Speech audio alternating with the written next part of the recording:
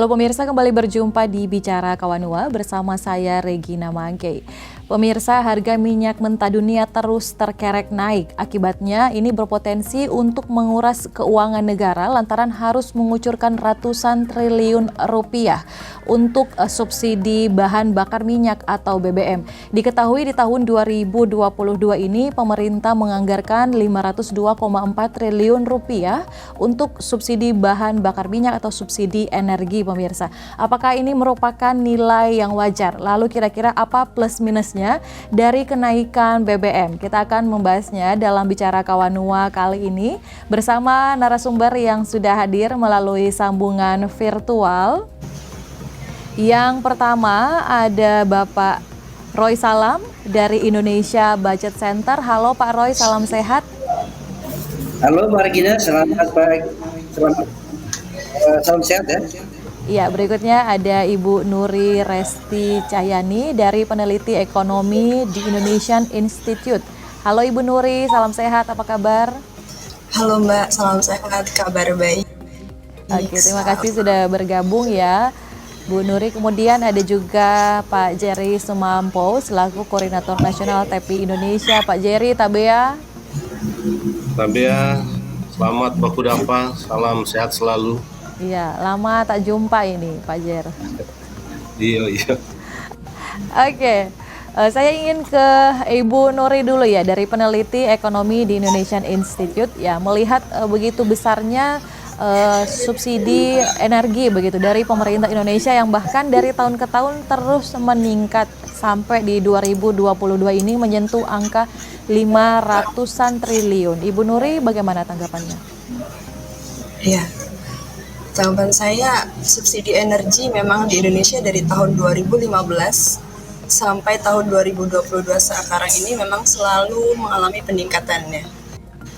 Dan sejak dari tahun 2018 dan sampai 2022 ini, tahun 2022 ini subsidi BBM itu yang paling tinggi. Ya. Gitu. Padahal di tengah pandemi begitu ya, tapi subsidi energinya masih tetap tinggi begitu. Ya, juga disebabkan oleh konflik geopolitik yang terjadi di Rusia Ukraina. Oke. Kalau dari Ibu lihat kan ini subsidi yang begitu besarnya dibandingkan dengan anggaran-anggaran untuk kesejahteraan masyarakat Indonesia lainnya yang dianggarkan oleh pemerintah Indonesia, apakah ini wajar? Ini kira-kira menguras berapa persen ya dari APBN untuk subsidi energi? Untuk subsidi energi mungkin tidak terlalu banyak APBN karena sebagian besar APBN digunakan untuk belanja pegawai ya. Ya. Kalau dilihat dari total anggaran yang dialokasikan tahun 2022 ini, awalnya itu adalah sebesar 134 triliun rupiah dari APBN untuk subsidi. Dan kemudian ada tambahan setelah ada rapat Badan Anggaran Bersama di DPR di bulan Mei. Jumlah tersebut ditambah menjadi 74,9 triliun Ya. dan LPG. Kemudian 3,1 triliunnya on listrik. Gitu. Jadi kalau totalnya semuanya sebesar 208,9 triliun itu awalnya. Dan kemudian kemarin itu dikarenakan bahwa total alokasi subsidi BBM kita itu sebesar 5 triliun. Nah, angka tersebut terutama sangat besar ya. Jadi kita harus transparansi bagaimana penyalurannya. Iya. Nah itu yang dipermasalahkan memang karena menurut data malah banyak orang kaya yang menikmati subsidi BBM dari pemerintah. Makanya Menteri Keuangan Ibu Sri Mulyani bilang bahwa dana atau APBN jebol begitu ya karena subsidi BBM. Begitu, kita akan ke Pak Roy dulu. Pak Roy, bagaimana tanggapannya? Ya, jadi ini apa ya? Memang ini isu yang sangat menarik ya karena dan ini juga memang yang kenapa? Karena ini menyentuh dari kehidupan masyarakat. Nah, tapi memang kalau kita lihat situasi ini memang satu kebijakan yang yang kata itu pahit begitu ya. Kenapa pahit? Karena ini kayak buah si malakama memang. Di satu sisi kita apa namanya, kalau disubsidi maka apa, dia itu tidak dikontrol terus dan dilanjutkan, maka akan memunculkan satu apa namanya, beban APBN yang cukup besar ya. Nah, sehingga memang ini jadi satu apa ya, satu tantangan sebetulnya pemerintah sekarang. Kenapa? Di satu sisi memang untuk tahun 2002 ini sebenarnya ruang pemerintah masih apa namanya, masih cukup apa, terbuka sebetulnya untuk mengembangkan skema-skema pembiayaan dalam rangka mengurangi beban APBN. Namun masalahnya adalah di tahun depannya gitu ya, di bulan atau di Januari depan itu APBN kita itu nggak boleh lebih APBN kita ini nggak boleh lebih dari 3% defisitnya. Tantangan pemerintah saat ini gitu ya. Kenapa? Karena satu sisi mau menuju ke defisit di tengah krisis global yang mengancam gitu ya. Yang mana krisis ini kita bicara tentang pandemi COVID-19, lalu juga kemudian perang Rusia Ukraina yang mengancam ketersediaan pangan dan juga energi gitu ya. Lalu Rusia dan Ukraina juga salah satu dua negara yang memiliki kapasitas energi yang besar dan sumber pangan dunia yang besar. Nah, tentu ini memang menjadi satu, akan kita mendapatkan dampaknya. Memang kita tidak kalau APBN kita memang tidak didesain secara baik. Bagaimana APBN kita itu mampu merespon situasi atau perubahan-perubahan global ini. Nah, di tengah situasi itu memang kita saat ini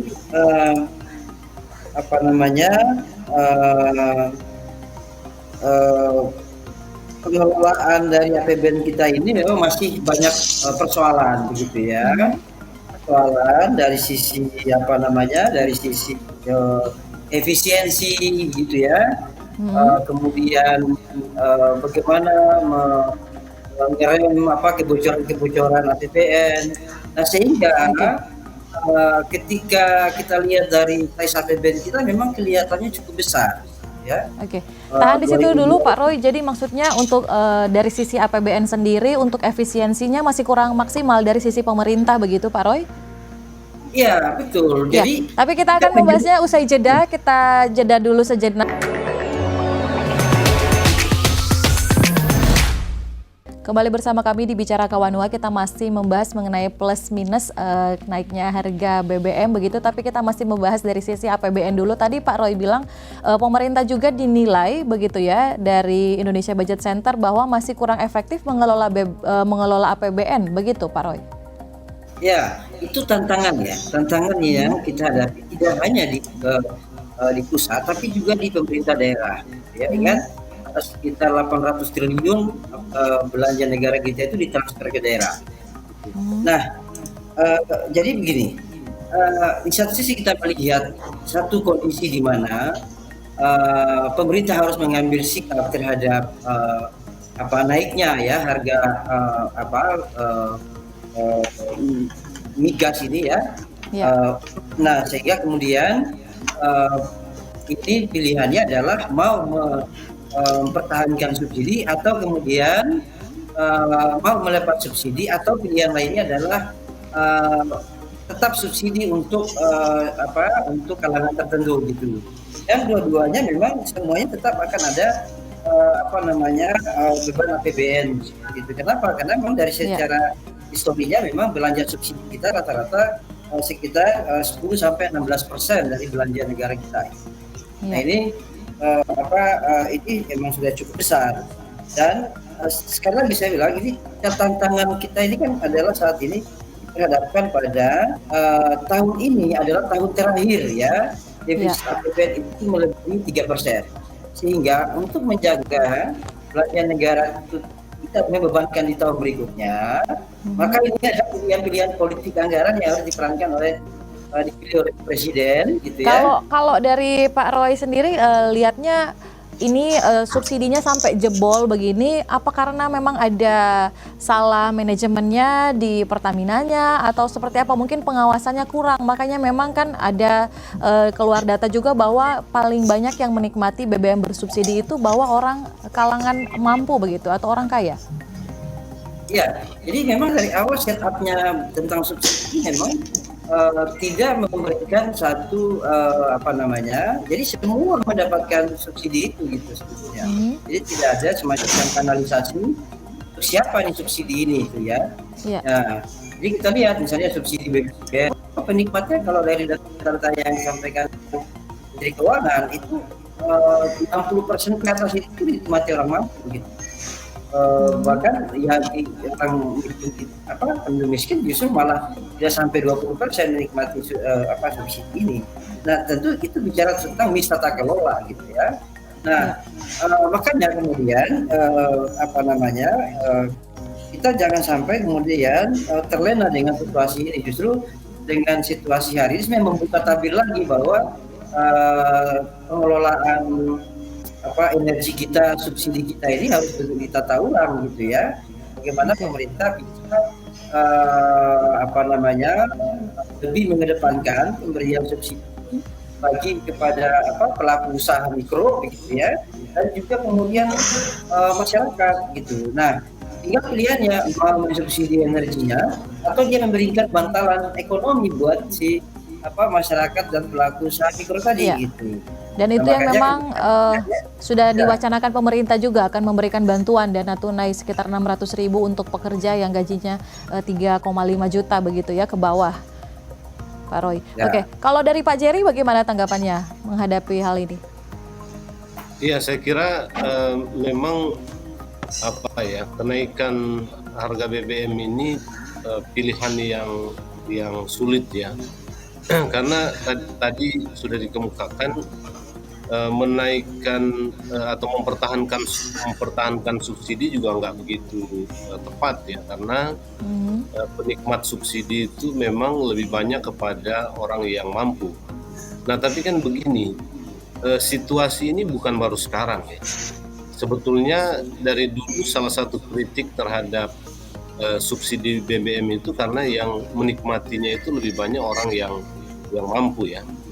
Nah tapi tetap diteruskan. Nah saya kira ini memang soal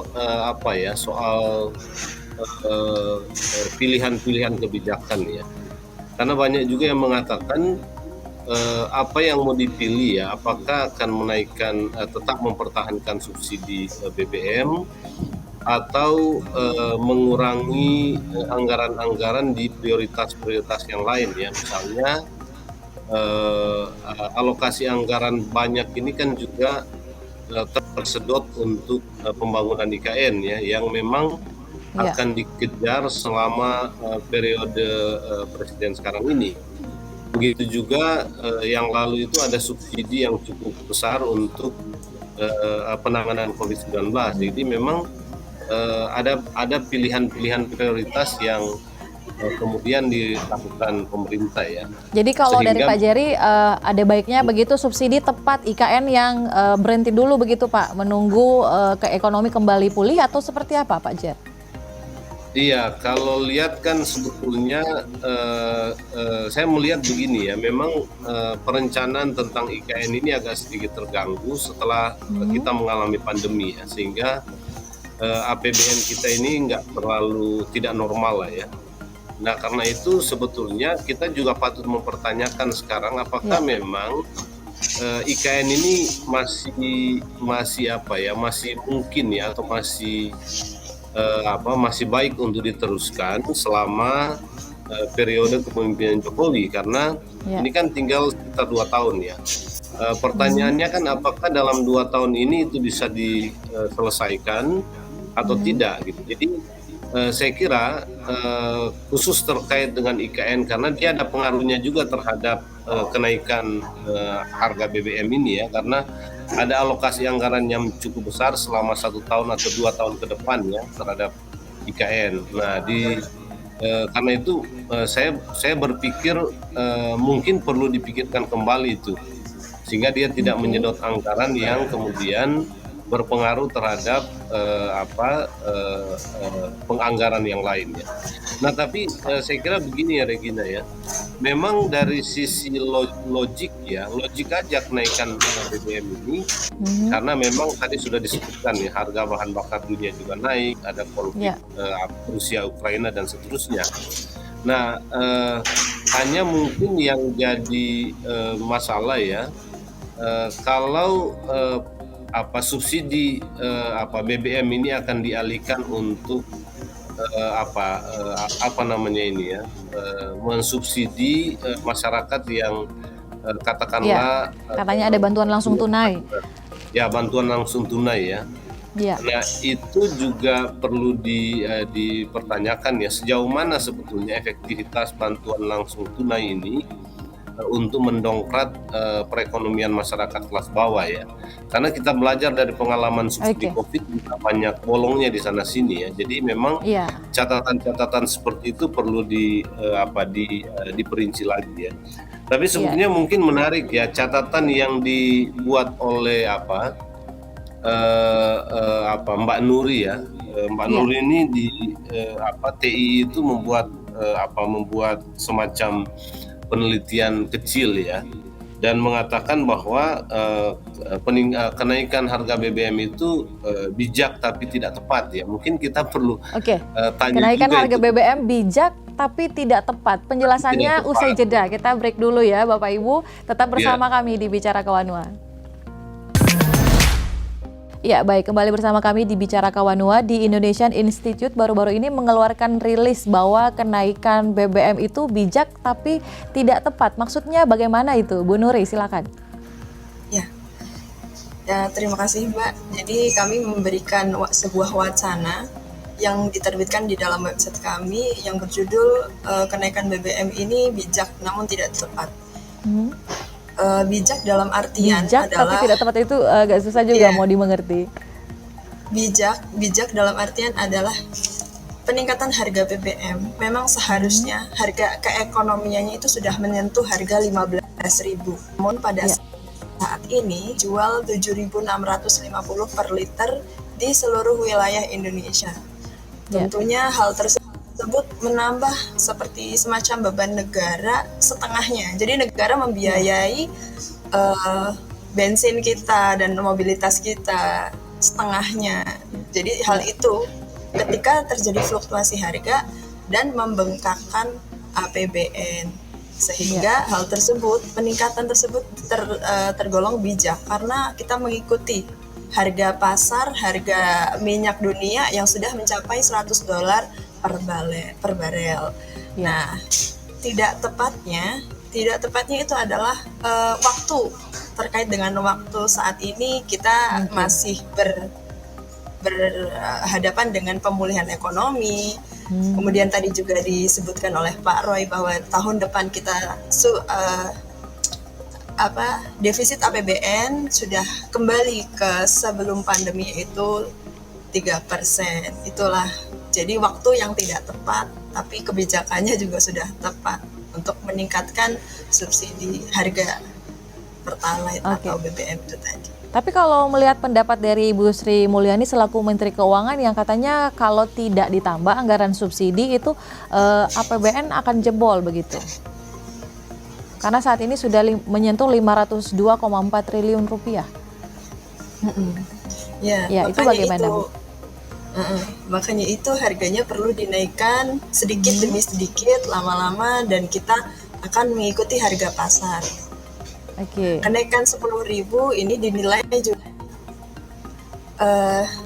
akan menambah, kemungkinan besar akan menambah jumlah penduduk miskin di Indonesia, dan tentunya hal tersebut mau tidak mau, suka tidak suka itu akan terjadi. Seberapa signifikan sebenarnya kalau seandainya BBM itu naik hingga 10.000 begitu? Seberapa signifikan dengan perekonomian masyarakat menengah ke bawah? Kalau kita berkaca di tahun 2005 ya, kan 2005 juga ada peningkatan kenaikan harga BBM. Nah, pada tahun itu kenaikan BBM berpotensi meningkatkan jumlah penduduk miskin. Asumsinya ada 118% harga BBM pada tahun 2005, kemudian penduduk miskinnya sebesar 4,2 juta orang. Nah, perkiraannya penduduk miskin tersebut meningkat hingga 1,2 juta orang. Oke. Jadi memang berdasarkan di Indonesian Institute ya, kebijakannya memang sudah tepat karena sudah jauh dari harga keekonomian begitu yang seharusnya hampir 15.000 tapi sekarang masih di bawah dari itu dan cuman waktunya yang tidak tepat begitu ya Ibu Nuri.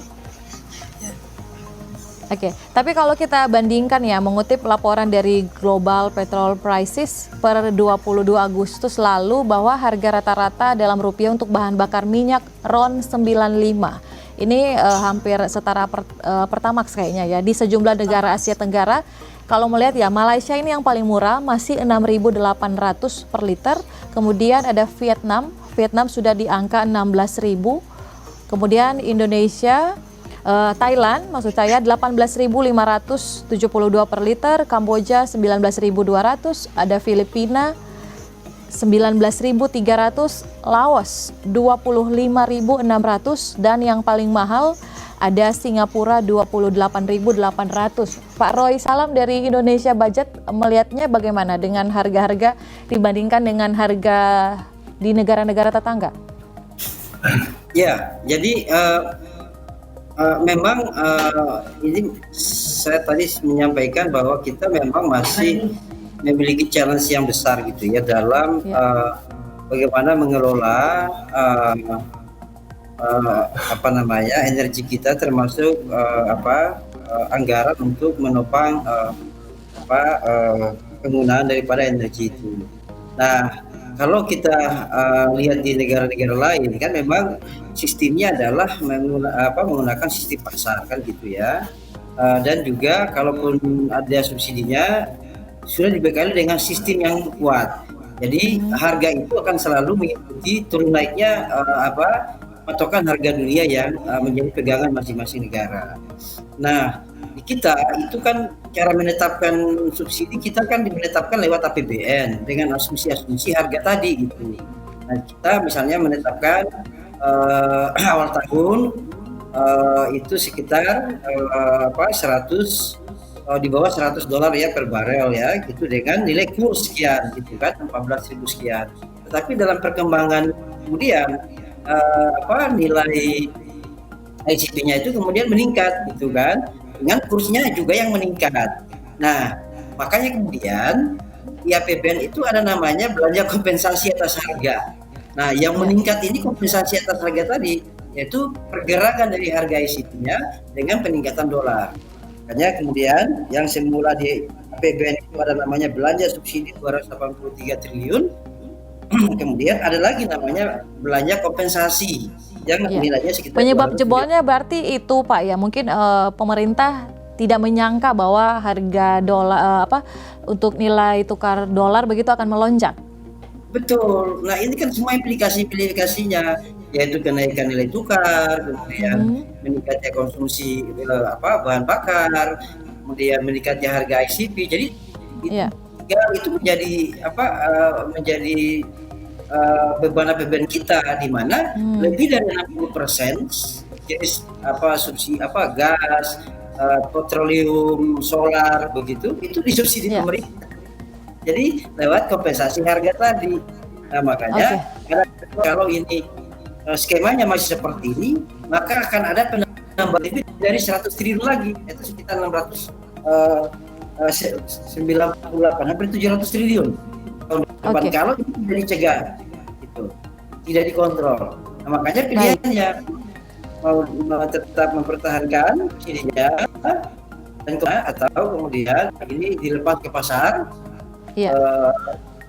Atau juga kemudian pemerintah seperti yang lalu itu memberikan bantuan ekonomi bagi masyarakat miskin dan pelaku usaha ekonomi Walaupun mikro. padahal dilihat kalau dari penjelasan Ibu Menteri Keuangan bahwa yang paling banyak mendapatkan subsidi itu sebenarnya adalah LPG. Jadi kalau setiap kali beli LPG 3 kg katanya subsidinya mencapai 42.750 per satu tabung. Kita akan kembali usai Ya. jeda pemirsa, tetap bersama kami di Bicara. Baik, kembali bersama kami di Bicara Kawanua. Kalau melihat penjelasan dari Menteri Keuangan Sri Mulyani di mana konsumen mendapatkan subsidi per tiap kilogram LPG adalah Rp14.250. Berarti untuk pembelian 3 kilo LPG itu total subsidinya 42.750, satu angka yang besar ya. Ini apakah jadi pertanda juga nanti LPG akan dinaikkan atau bagaimana ya? Kira-kira bagaimana dari Pak Roy? Ya, kalau dikembalikan ke harga ekonominya, ya maka otomatis itu akan naik, gitu ya. Harga gas tersebut. Dan Oke. sebetulnya kalau dilihat dari nominal persatuan, memang subsidi gas lebih tinggi. Tapi kan kemudian kita lihat pemakaian energi ini kan bisa dibilang hampir merata sebetulnya. Masyarakat itu kan mobilitasnya tinggi gitu ya. Untuk menjaga pertumbuhan ekonomi kita, maka otomatis adalah mobilitas masyarakat yang harus diperhitungkan. Nah, mobilitas masyarakat kita ini kan mau tidak mau menggunakan bahan bakar, terutama misalnya di wilayah-wilayah yang memang transportasi publiknya itu buruk gitu. Mau tidak mau masyarakat harus menggunakan kendaraan sendiri gitu ya. Nah, ini kemudian menjadi PR kita. Di satu sisi kita menghadapi satu krisis energi, di sisi lain kita nggak bisa mengerem konsumsi energi itu lewat reformasi transportasi publik gitu, dan juga mengurangi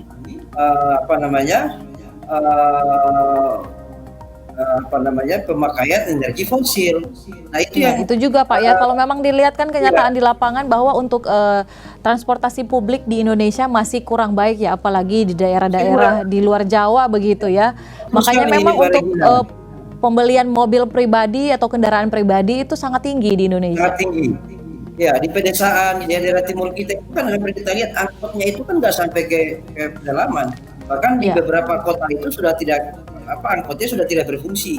Nah, mau tidak mau maka ini pilihannya adalah mau menggunakan membeli kendaraan sendiri. Bahkan mungkin masyarakat yang boleh dibilang ekonominya itu tidak begitu kuat, tapi dia harus pertama mengejar alat transportasi itu, sebab alat transportasi menjadi alat produksi dia untuk mobilitasnya kemana-mana, yang kemudian itu ya tadi menyedot energi pasti ya, bahan bakar. Nah, di sinilah kemudian kita lihat bahwa seluruh komponen bahan bakar ini sebetulnya semua mengakibatkan satu dampak subsidi yang besar. Yang bisa dikontrol sebetulnya adalah kan gas. Cuman kan praktek di lapangan kita lihat gitu ya, masih masyarakat mampu kita lihat di dapur-dapur mereka itu ya bukan warna biru gas, tapi warna hijau gitu. Jadi masih banyak. Kemarin ada wacana katanya mau pakai peduli lindungi lah dan sebagainya, tapi kayaknya tidak jalan juga ya. Bahkan kan untuk isi BBM ada aplikasinya My Pertamina, tapi kenyataan di lapangan belum juga tuh dilaksanakan ya. Ya itu dia kecepatan. Jadi memang reformasi kelembagaan menjadi penting ya. Reformasi institusi kita ini kan ketika bekerja ini kan harusnya merespon situasi ke depan gitu. Jadi tidak tiba-tiba ini menaikkan BBM baru dipikirkan ini gimana datanya masyarakat ini gimana kan gitu. Sistemnya ini sudah siap atau belum. Harusnya semua itu sudah setup dari awal, sehingga kalau misalnya subsidinya tetap tepat sasaran. Lalu kemudian ketika terjadi harga di pasar dan terjadi turun naik, masyarakat juga menerima harga yang baru dengan cepat. Jadi seperti baik. Kalau Pak Jerry bagaimana? Saya kira sebagaimana tadi yang dikemukakan, yang harus diantisipasi itu adalah setelah kenaikan ini bagaimana di tingkat masyarakat.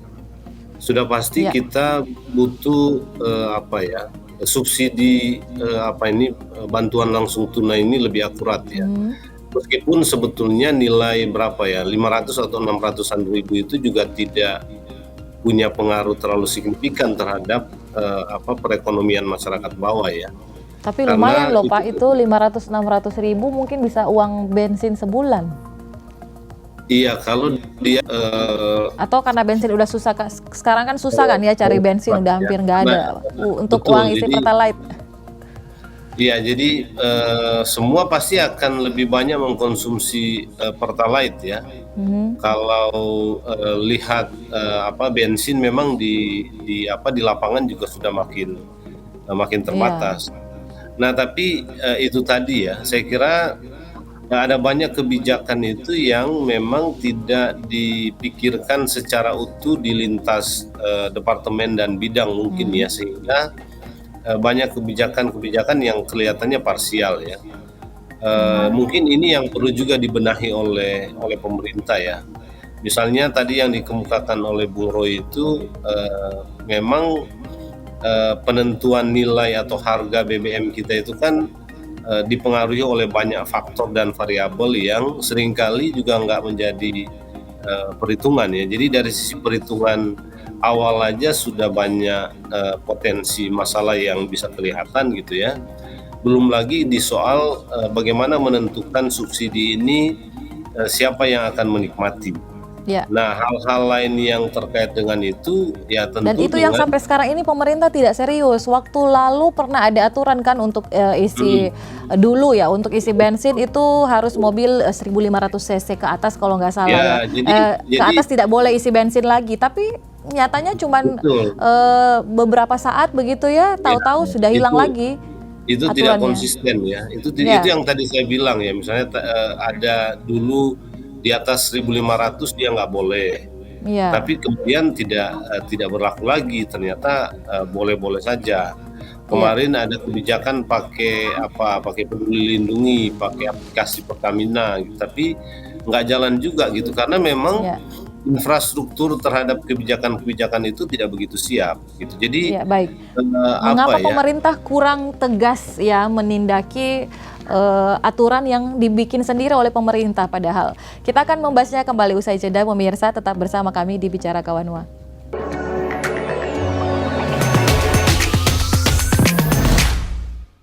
Oke, kembali bersama kami di Bicara Kawanua.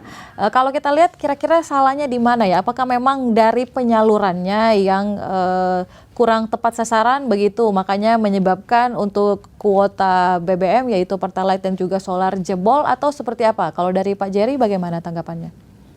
Iya, saya kira ini di soal perencanaan secara utuh ya. Pertama dari mulai awal penganggaran dan kebijakan tentang subsidi itu menurut saya ada masalah di sana ya. Karena kan begini, subsidi lebih kalau kita ingat pengalaman masa lalu ya, dan saya kira masih sampai sekarang juga ya, meskipun Ya. kenaikan sekarang ini ada soal bagaimana menutupi kekurangan APBN yang potensinya sudah sangat terbuka. Tapi di masa lalu dan sampai sekarang ya, kenaikan BBM itu dilihat sebagai kebijakan populis dalam konteks kepentingan Politik maksudnya. saya ya kepentingan politik pencitraan, sehingga hitungan-hitungannya itu tidak begitu rigid ya. Dan itu tadi Kalau dari sisi politik Pak, kira-kira apakah memang karena Presiden Jokowi sudah mandek begitu, sudah tidak bisa 3 periode, makanya ya udah dinaikin saja? Enggak, saya kira masih ada kepentingan presiden untuk semacam pencitraan dalam pengertian begini ya. Saya mau mengatakan ini kan dengan sangat terpaksa sebetulnya presiden menaikkan BBM ya. Karena tidak ada cara lain lagi untuk menutupi kekurangan APBN khususnya untuk tahun depan misalnya, selain misalnya mengurangi atau menghilangkan subsidi. Meskipun itu subsidi tidak semua dihilangkan kan, ini hanya untuk Pertalite ya. Nah itu dikompensasi dengan bantuan langsung tunai ya. Dengan bantuan langsung tunai itu tentu tidak perbandingannya tidak besar. karena kan begini, ada alokasi anggaran yang cukup besar. Tadi saya udah bilang IKN dan untuk pemilu 2024, gitu ya. Jadi memang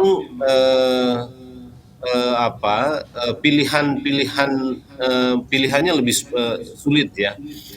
Sehingga yang diambil itu adalah menghilangkan subsidi atau mengurangi subsidi gitu. Jadi bagi saya ini pilihan politik juga bagi presiden ya.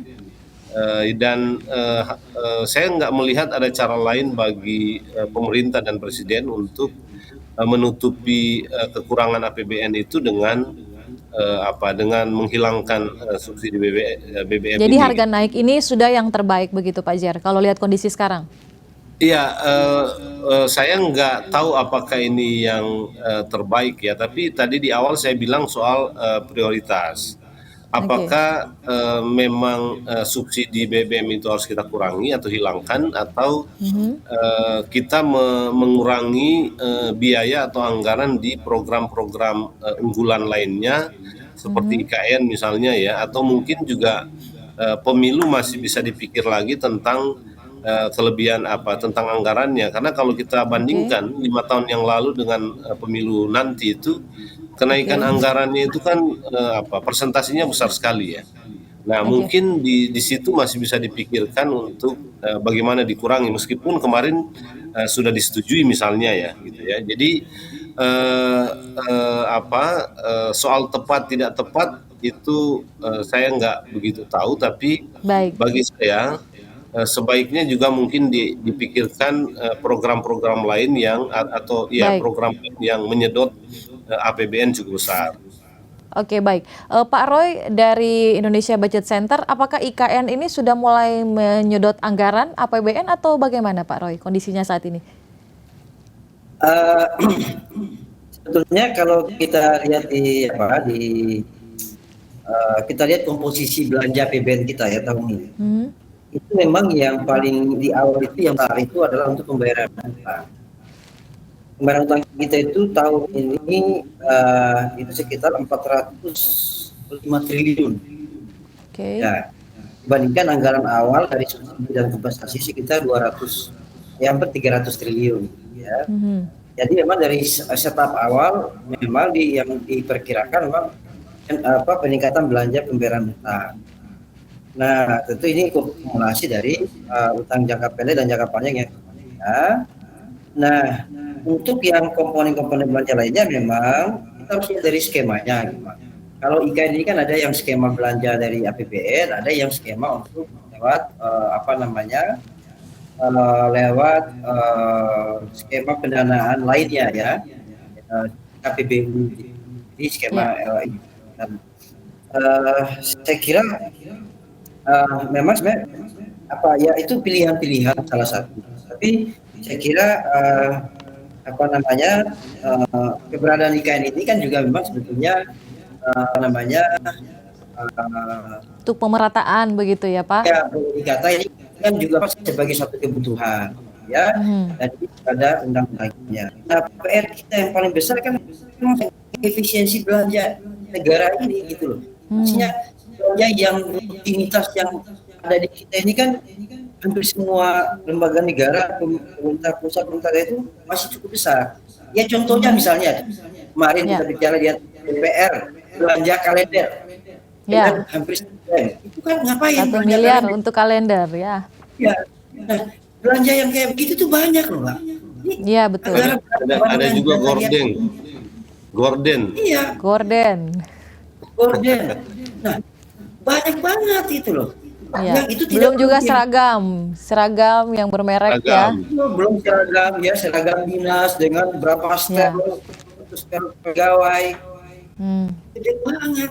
Yang itu kalau diefisiensikan itu kita mendapatkan tambahan alokasi yang cukup besar gitu loh. Ya, bahkan sampai 20%.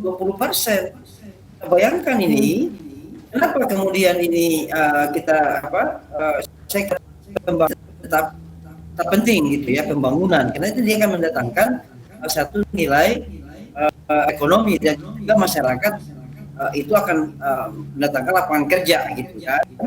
Tapi kalau itu belanja yang sifatnya tidak produktif gitu ya. Rutinitas itu bukan menambah menambah size ekonomi kita, malah menambah ya tadi, dan kebocorannya sangat besar. Nah, mengurangi belanja ini dari tingkat pusat sampai daerah itu masih jadi PR kita. Nah, di sinilah saya kira di satu sisi memang pilihan-pilihan pemerintah ya itu satu bagaimana mengelola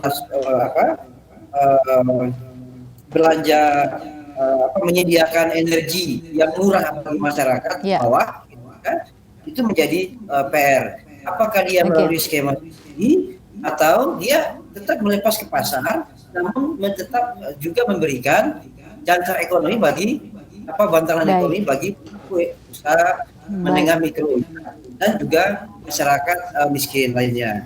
Itu saya kira menjadi solusi kita saat ini yang bisa kita lihat sebagai satu ruang untuk berikan keadilan ini begitu. Baik. Nah, lalu kira-kira apa solusi-solusi lainnya ya untuk mengenai kenaikan BBM ini dan juga kira-kira bagaimana masyarakat harus menyikapinya? Kita akan membahasnya usai jeda. Tetaplah bersama kami. Ya, dilema subsidi BBM apakah mengorbankan daya beli rakyat atau APBN jebol ya? Ibu Nuri bagaimana tanggapannya? Tadi kan Pak Roy bilang ada beberapa skema, apakah memang subsidi tetap diberikan begitu atau pengawasan terhadap distribusi dari energi ini yang harusnya diawasi lebih ketat oleh pemerintah?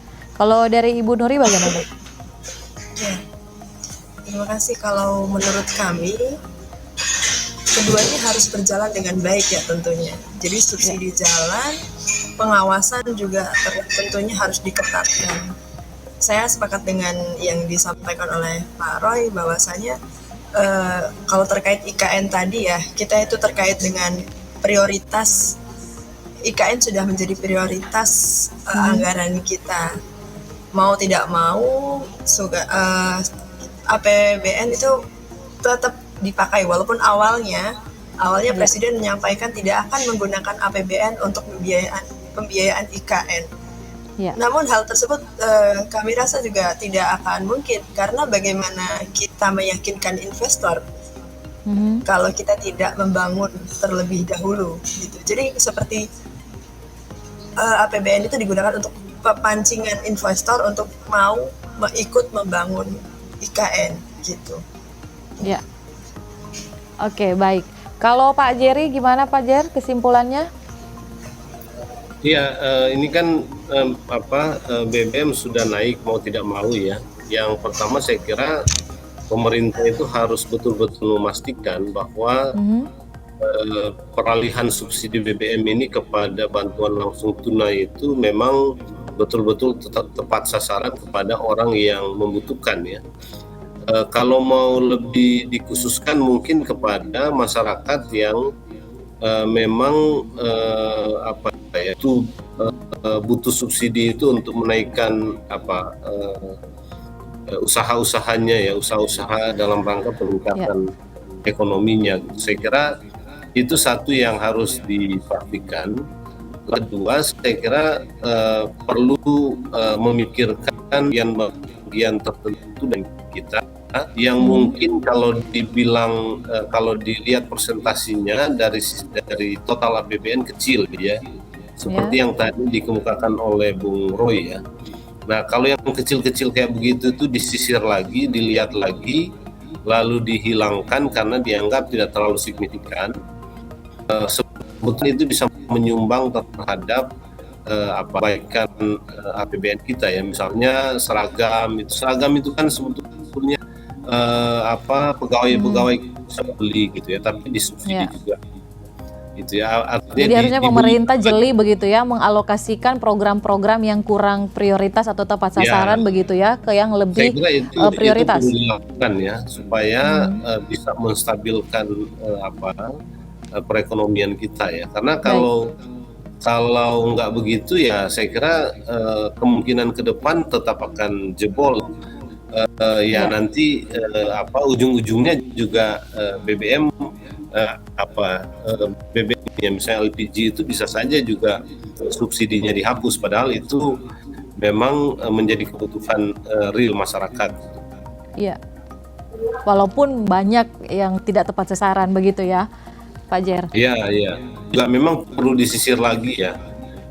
Misalnya subsidi LPG yang tadi dibicarakan juga, ya itu tadi banyak orang-orang yang sebetulnya mampu tapi masih mengkonsumsi atau menggunakan LPG jenis itu gitu ya. Karena di pasar tidak ada seleksinya.